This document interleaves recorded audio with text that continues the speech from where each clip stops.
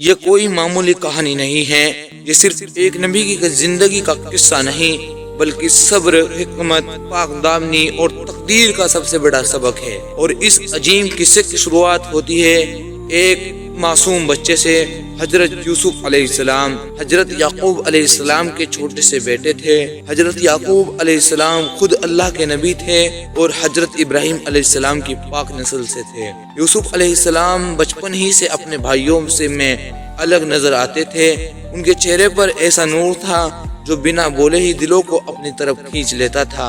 یہ نور صرف حسن کا نہیں تھا، یہ اس روح کی روشنی تھی جسے اللہ تعالیٰ نے آنے والے بڑے مقام کے لیے چنا تھا۔ حضرت یعقوب علیہ السلام اپنے اس بیٹے کو بہت چاہتے تھے اور یہی محبت بعد میں ایک بہت بڑے امتحان کی وجہ بننے والی تھی۔ ایک رات جب ہر طرف خاموشی تھی، آسمان پر ستارے چمک رہے تھے اور کنعان کی سرزمین نیند میں ڈوبی ہوئی تھی، اسی رات ننھے یوسف علیہ السلام نے ایک خواب دیکھا جو اتہاس بدل دینے والا تھا۔ صبح ہوتے ہی وہ دوڑتے ہوئے اپنے والد کے پاس آئے، آنکھوں میں حیرت تھی، آواز میں معصومیت۔ انہوں نے کہا، ابا جان، میں نے خواب میں دیکھا ہے کہ 11 ستارے، سورج اور چاند سب مجھے سجدہ کر رہے ہیں۔ یہ کوئی عام خواب نہیں تھا، یہ وہی خواب تھا جسے قرآن نے ہمیشہ کے لیے امن کر دیا۔ حضرت یعقوب علیہ السلام نے یہ سنا اور ایک پل کے لیے خاموش ہو گئے۔ نبی کا دل سمجھ گیا کہ یہ خواب نبوت اور بادشاہت کی دونوں طرف اشارہ کر رہا ہے۔ انہوں نے دیکھ لیا کہ یہ بچہ آنے والے وقت میں بہت اونچے مقام پر پہنچے گا، لیکن ایک نبی ہونے کے ساتھ ساتھ وہ ایک باپ بھی تھے۔ انہوں نے یہ بھی پتا تھا کہ یہ دنیا صرف نور سے نہیں چلتی، یہاں حسد، جلن اور شیطان بھی موجود ہے۔ حضرت یعقوب علیہ السلام نے یوسف علیہ السلام کو اپنے قریب بٹھایا، پیار سے ان کا سر سہلایا اور فرمایا، بیٹے، اس خواب کا ذکر اپنے بھائیوں سے مت کرنا۔ مجھے ڈر ہے کہ شیطان ان کے دلوں میں حسد ڈال دے گا، اور حسد انسان کو اندھا کر دیتا ہے۔ یہ صرف نصیحت نہیں تھی، یہ آنے والے طوفان کی پہلی آہٹ تھی۔ یوسف علیہ السلام نے اپنے والد کی بات مان لی، لیکن خواب کی روشنی اب ان کے دل میں اتر چکی تھی۔ یوسف علیہ السلام کے 11 بھائی تھے، سب مضبوط، بڑے اور اپنے آپ کو حقدار سمجھنے والے۔ وہ یہ دیکھ کر جلتے تھے کہ ان کا باپ یوسف سے زیادہ محبت کرتا ہے۔ انہیں لگتا تھا کہ یہ محبت ناانصافی ہے۔ ان کے دلوں میں یہ خیال پیدا ہوا، ہم ایک پوری جماعت ہے اور یہ چھوٹا لڑکا ابا کا چہتا بنا بیٹھا ہے۔ یہی سے حسد، جلن، یہیں سے حسد نے جڑ پکڑی۔ اور حسد کبھی اکیلا نہیں آتا، وہ اپنے ساتھ سازش لے کر آتا ہے، اور ایسا ہی ہوا۔ وہ آپس میں بیٹھ کر باتیں کرنے لگے۔ دھیرے دھیرے بات سوچ میں بدلی، اور سوچ ایک خوفناک ارادے میں۔ کسی نے کہا یوسف کو ختم کر دو، کسی نے کہا نہیں، اسے کہیں دور چھوڑاؤ۔ آخرکار یہ طے ہوا کہ اسے مارے گے نہیں، لیکن اسے اپنے راستے سے ہٹا دے گے، ایک ایسا راستہ جہاں واپسی ممکن نہ ہو۔ جنگل کا سفر۔ ایک دن وہ سب مل کر اپنے والد کے پاس آئے اور جھوٹی معصومیت کے ساتھ بولے، ابا جان، یوسف کو ہمارے ساتھ کھیلنے بھیج دیجئے، ہم اس کا پورا خیال رکھیں گے۔ حضرت یعقوب علیہ السلام کا دل نہیں مان رہا تھا، لیکن بار بار کی جد کے آگے وہ مجبور ہو گئے۔ یوسف علیہ السلام اپنے بھائیوں کے ساتھ نکل پڑے۔ انہیں کیا پتا تھا کہ یہ سفر بچپن سے بے گھر ہونے والا سفر ہے۔ جنگل میں پہنچتے ہی محبت کا نقاب اتر گیا۔ بھائیوں نے ان کا کرتا اتار لیا اور انہیں ایک گہرے سیاہ کنویں کے کنارے لے گئے۔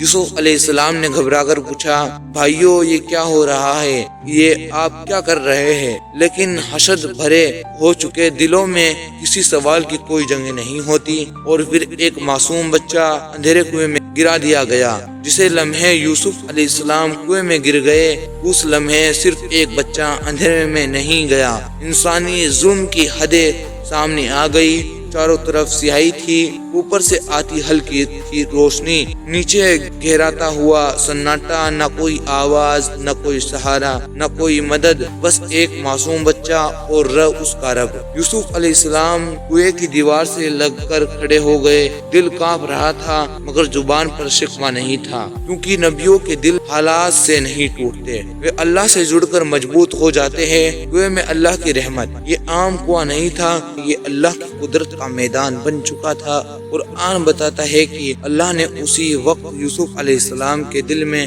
یہ بات ڈال دی تھی، ایک دن تمہیں انہیں ان کے اس کام کی خبر دو گے اور انہیں احساس بھی نہیں ہوگا تم کون ہو، یعنی اندھیرے کے بیچ امید کا ایک اجالا۔ یہ تسلی تھی، یہ وعدہ تھا، یہ تقدیر کی پہلی جھلک تھی۔ ادھر گھر میں ماتم، جنگل سے لوٹتے ہوئے بھائیوں نے اپنے جھوٹ کو تیار کر لیا تھا۔ یوسف علیہ السلام کا کرتا جسے ان کے والد پیار سے دیکھتے تھے، اسی کرتے پر بکری کا جھوٹا خون لگا دیا گیا۔ رات کا وقت چنا گیا تاکہ آنسو بھی سچے لگے اور جھوٹ بھی، اور وہ روتے پیٹتے ہوئے گھر آئے۔ حضرت یعقوب علیہ السلام کے پاس پہنچے، کہا ابا جان ہم دوڑ میں لگ گئے تھے، یوسف علیہ السلام کو سامنے کے پاس چھوڑ دیا تھا، تبھی بھیڑیا آیا اور اسے کھا گیا۔ پھر انہوں نے کرتا پیش کیا، باپ کی نظر اور سچائی۔ حضرت یعقوب علیہ السلام نے کرتے کو دیکھا، آنکھ نم ہو گئی، لیکن ایک نبی کی نظر صرف خون نہیں دیکھتی، وہ سچ اور جھوٹ کے فرق کو پہچان لیتی ہے۔ کرتا سلامت تھا، نہ کوئی دانت کا نشان، نہ کوئی پھاڑ۔ انہوں نے فرمایا نہیں، تمہارے دلوں نے تمہارے لیے ایک بات بنا لی ہے، اب میرے لیے صبر ہی بہتر ہے اور اللہ کی ہی مدد کرنے والا ہے۔ یہ تھا صبر اے ضمیر، نہ چیخ، نہ بد دعا، نہ شکایت، بس خاموش آنسو اور اللہ پر بھروسہ۔ صبر کی قیمت۔ یعقوب علیہ السلام روز یوسف کو یاد کرتے، ہر رات اس کی طرف منہ کر کر روتے، آنسو اتنے بہے کہ ان کی آنکھوں کی روشنی کمزور ہونے لگی، لیکن انہوں نے کبھی یہ نہیں کہا اے اللہ تو نے میرے ساتھ ایسا کیوں کیا، بلکہ انہوں نے یہی کہا میں اپنی پریشانی اور غم صرف اللہ کے سامنے بیان کرتا ہوں، یہی صبر ہے۔ آگے چل کر کرامت بننے والا تھا۔ کنویں سے نکلنے کی گھڑی۔ ادھر کنویں کے پاس سے ایک تجارتی قافلہ گزر رہا تھا، پانی کی تلاش میں۔ انہوں نے کنویں میں ڈول ڈالی، جیسے ہی ڈول نیچے پہنچی یوسف علیہ السلام نے اسے پکڑ لیا۔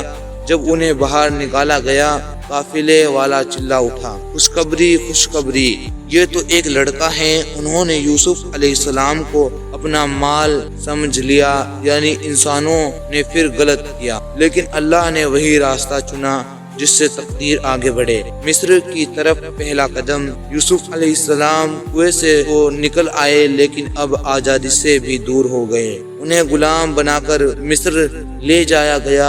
یہ سفر صرف شہر بدلنے کا نہیں تھا، یہ قسمت کے پلٹنے کا سفر تھا۔ ایک طرف کنعان کی یادیں، کنعان باپ کی محبت، بچپن کی معصومیت، دوسری طرف انجان زمین، غلامی کی زنجیریں اور آگے آنے والا امتحان۔ لیکن اللہ کا فیصلہ چل چکا تھا، اور جب اللہ کسی کو اٹھانے کا ارادہ کر لے تو انسان کی سازش سیڑھی بن جاتی ہے۔ مصر کا بازار، غلامی اور عزیز مصر کا گھر۔ قافلہ کنعان کی سرزمین سے نکلا تھا، ریت کے لمبے راستے، تپتا سورج اور اونٹوں کی دھیمی چال، ان سب کے بیچ ایک بچہ تھا جسے اپنے قسمت کا اندازہ بھی نہیں تھا۔ یوسف علیہ السلام اب کنویں سے تو باہر آ چکے تھے، مگر انسانوں کی رحمت سے نہیں، بلکہ ایک نئی آزمائش کی داخل ہو چکے تھے، غلامی کا پہلا احساس۔ قافلے والوں نے یوسف علیہ السلام کو ایک چیز کی طرح دیکھا، نہ نام پوچھا، نہ نسل، نہ حال، بس اتنا کہا اسے مصر میں بیچ دیں گے۔ یہ وہی یوسف تھے جنہیں ایک دن سورج اور چاند سجدہ کرنے والے تھے، مگر اللہ کا نظام یہی ہے، پہلے جھکایا جاتا ہے پھر اٹھایا جاتا ہے۔ مصر کا بازار۔ جب قافلہ مصر پہنچا تو یوسف علیہ السلام کو غلاموں کے بازار میں کھڑا کر دیا گیا۔ چاروں طرف شور تھا، خریدنے والے، بیچنے والے اور انسانوں کی قیمت لگاتی نظریں۔ لوگ دیکھتے اور حیران ہوتے، اتنا نور، اتنی صورت اور یہ غلام۔ قرآن بتاتا ہے کہ انہیں بہت سستی قیمت پر بیچ دیا گیا، کچھ چند درہم، یعنی انسانوں کی نظر میں یوسف علیہ السلام کی کوئی حیثیت نہیں تھی، لیکن آسمان میں ان کی قیمت طے ہو چکی تھی۔ اسی بازار میں مصر عزیز موجود تھا، یہ کوئی عام آدمی نہیں تھا، یہ مصر کا طاقتور منتری تھا، خزانے کا مالک۔ حکومت کا اہم قصہ اس کی نظر یوسف علیہ السلام پر پڑی اور وہ رک گیا۔ یہ صرف خریدار کی نظر میں نہیں تھی، یہ ایک سمجھدار انسان کی نظر تھی جو ہیرا پہچان لیتا ہے۔ اس نے یوسف علیہ السلام کو خرید لیا، گھر میں داخلہ یوسف علیہ السلام کو اپنے گھر لایا۔ اس نے اپنی بیوی سے کہا، اسے لڑکے کو عزت سے رکھنا، ممکن ہے یہ ہمارے کام آئے یا ہم اسے اپنا بیٹا مان لیں۔ یہ جملہ معمولی نہیں تھا، یہ اس بات کا اشارہ تھا کہ یوسف علیہ السلام اب صرف غلام نہیں رہنے والے، اللہ کی برکت۔ یوسف علیہ السلام جس جگہ جاتے وہاں برکت آ جاتی، گھر کا نظام سدھرنے لگا، کام آسان ہونے لگے، لوگوں کے دل نرم پڑنے لگے۔ عزیز سمجھ گیا کہ یہ لڑکا معمولی نہیں ہے، قرآن کہتا ہے، اور اسی طرح ہم نے یوسف کو اسی زمین میں جگہ دی، یعنی مصر کی زمین یوسف علیہ السلام کے لیے تیار کی جا رہی تھی۔ یوسف علیہ السلام دھیرے دھیرے جوان ہونے لگے۔ اللہ نے انہیں حسن کے ساتھ ساتھ عقل، سمجھ اور علم بھی دیا۔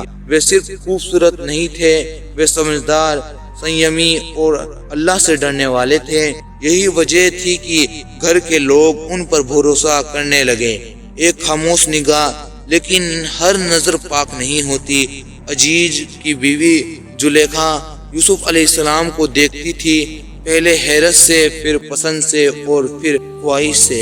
یوسف علیہ السلام کو اس بدلتی نظر کا احساس ہونے لگا، لیکن وہ خاموش رہے، کیونکہ پاک لوگ فتنوں سے نہیں لڑتے، دور رہتے ہیں۔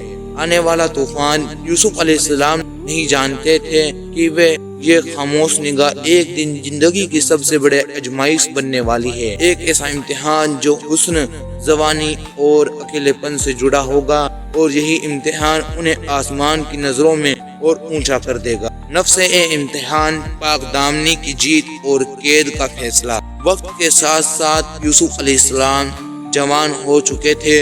اللہ نے انہیں ایسا حسن عطا کیا تھا کہ دیکھنے والوں کی نگاہ ٹھہر جائے، لیکن اس سے بھی بڑی بات یہ تھی کہ اللہ نے ان کے دل کو گناہ سے نفرت کرنا سکھایا تھا۔ یہی وجہ تھی کہ جہاں دوسروں کی نظریں پھسلتی تھی، وہاں یوسف علیہ السلام کی نگاہ جھکی رہتی تھی۔ زلیخا کے دل میں اٹھتا طوفان۔ عزیز مصر کی بیوی زلیخا یوسف علیہ السلام کو روز دیکھتی تھی۔ پہلے یہ بس حیرت تھی، پھر پسند، اور پھر دھیرے دھیرے وہ پسند نفس کی آگ میں بدل گئی۔ وہ جانتی تھی کہ یوسف علیہ السلام پاک ہے، خاموش ہے اور اللہ سے ڈرنے والے ہیں، لیکن نفس عقل کی نہیں سنتا۔ وہ دن جب دروازے بند ہوئے، ایک دن جب محل میں سناٹا تھا، نہ کوئی نوکر، نہ کوئی گواہ، زلیخا نے دروازہ بند کرنا شروع کیا۔ ایک، پھر دوسرا، پھر تیسرا، پھر چوتھا، ہر دروازہ بند کر لیا۔ ایک اور حد پار کرنے والا اعلان تھا۔ پھر اس نے یوسف علیہ السلام کو بلایا۔ اس کی آواز میں کھلا گناہ تھا، نفس بنام تقوی۔ قرآن صاف کہتا ہے کہ اس نے یوسف علیہ السلام کو بہکانے کی پوری کوشش کی، اور یہ بھی صاف کہتا ہے کہ یوسف علیہ السلام انسان تھے، فرشتہ نہیں۔ نفس نے پل بھر کو دستک دی، لیکن اسی پل ایمان دیوار بن کر کھڑا ہو گیا۔ یوسف علیہ السلام کی زبان سے نکلا، میں اللہ کی پناہ چاہتا ہوں۔ یہ لفظ صرف ایک جواب نہیں تھا، یہ پوری زندگی کا اعلان تھا۔ سب سے صحیح راستہ یوسف علیہ السلام نے بحث نہیں کی، انہوں نے ترک نہیں دیا، انہوں نے بس بھاگنا چنا، کیونکہ جو انسان گناہ سے بھاگ جاتا ہے وہ ہارتا نہیں، وہ بچ جاتا ہے۔ وہ دروازے کی طرف دوڑ لے۔ پیچھے سے زلیخا نے ان کا کرتا پکڑ لیا، کرتا پھٹ گیا۔ پیچھے سے سچ اچانک سامنے آ گیا۔ اسی لمحے دروازہ کھلا، عزیز مصر سامنے کھڑا تھا۔ زلیخا نے بنا دیر کیے الزام یوسف علیہ السلام پر ڈال دیا۔ اس نے کہا، جو آدمی تیری بیوی کے ساتھ برا ارادہ کرے اس کی سزا کیا ہونی چاہیے؟ یوسف علیہ السلام نے صرف اتنا کہا، یہ وہی ہے جس نے مجھے بہکانے کی کوشش کی۔ کرتا اللہ کی گواہی۔ معاملہ الجھ گیا۔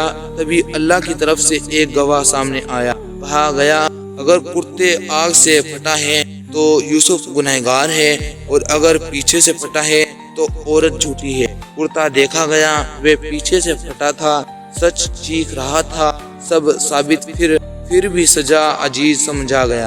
یوسف علیہ السلام پاک ہے۔ اس نے زلیخا سے کہا، یہ تمہاری چالوں میں سے ایک چال ہے، اور یوسف علیہ السلام سے کہا، اس بات کو یہی دبا دو، لیکن دب نہیں سکی۔ شہر کی عورتوں میں چرچا پھیل گئی، زلیخا کی بدنامی ہونے لگی۔ آخرکار اپنی عزت بچانے کے لیے ایک فیصلہ لیا گیا، یوسف علیہ السلام کو قید خانے بھیج دیا جائے۔ یوسف علیہ السلام کا بڑا چناؤ۔ یوسف علیہ السلام نے جیل کو چنا۔ انہوں نے کہا، اے میرے رب، یہ قید خانہ مجھے اس گناہ سے بہتر ہے جس کی طرف یہ مجھے بلا رہا ہے، یعنی جناح سے بہتر جیل اور نافرمانی سے بہتر زنجیریں۔ واقعہ انجام اسی طرح ایک بے گناہ انسان جیل کی سلاخوں کے پیچھے چلا گیا، کیونکہ اللہ جب کسی کو اٹھاتا ہے تو پہلے اسے دنیا کی نظروں میں گرا دیتا ہے۔ سبحان اللہ۔